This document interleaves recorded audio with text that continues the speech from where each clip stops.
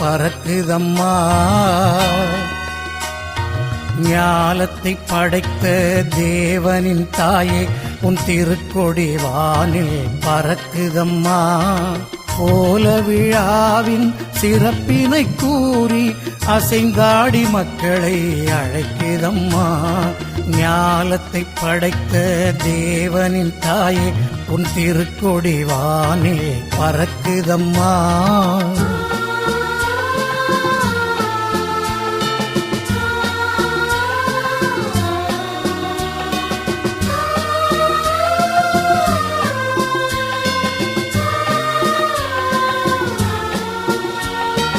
தன்னை உலகிற்கு தந்திட்ட தேவனின் தாயே உந்தன் நிழல் தேடி.